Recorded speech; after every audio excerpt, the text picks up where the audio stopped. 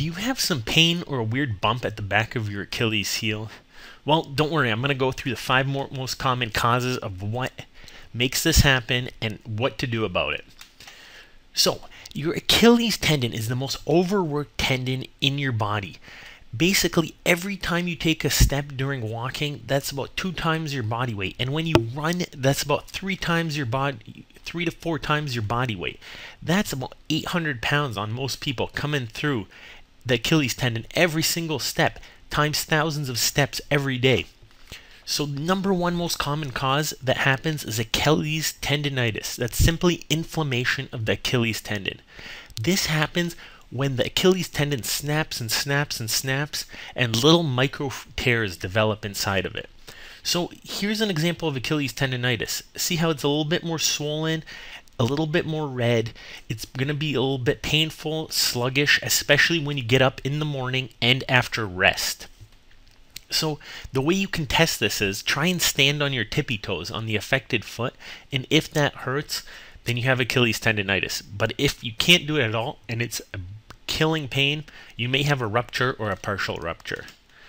So Achilles tendonitis happens in the back right here, and what you have to do is decrease the inflammation. So ice, anti-inflammatories, gently stretch, massage. It'll take about 15 to 20 minutes of light stretching and massage to get that pain out of there every day. But keep the anti-inflammation going, and you should be better in about a couple days to a week or two, and then start stretching so this doesn't happen again.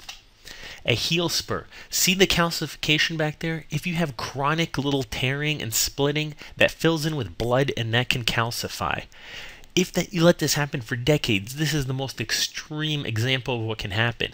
Look at that. That's all bone and calcification in the Achilles tendon, and then it ripped right here and ruptured. This guy's going to lose his entire Achilles tendon. And then you could have heel bursitis. You have bursa, which are little sacs that are kind of like Teflon on your frying pan. They prevent the Achilles tendon from rubbing against the bone and from rubbing against the skin. But they can be irritated during tendonitis as well, and they swell up like balloons. They get little scars on them. They're not as smooth as they once were, and then you get little bumps forming like this guy right here.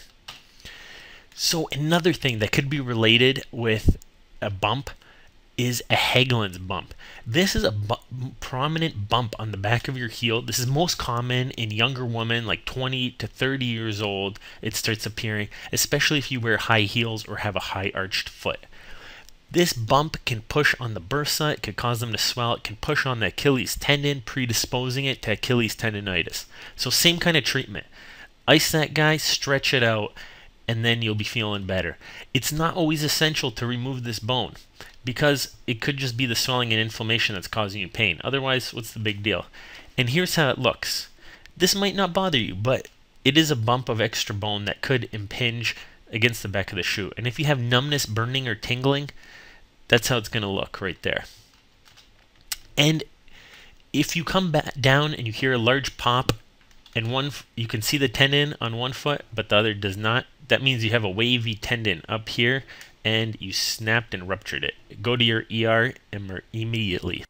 Do not try any of this at home alone without supervision. This is presented by Michigan Foot Doctors. If you think our information helped you, give us a thumbs up and come visit the site for even more.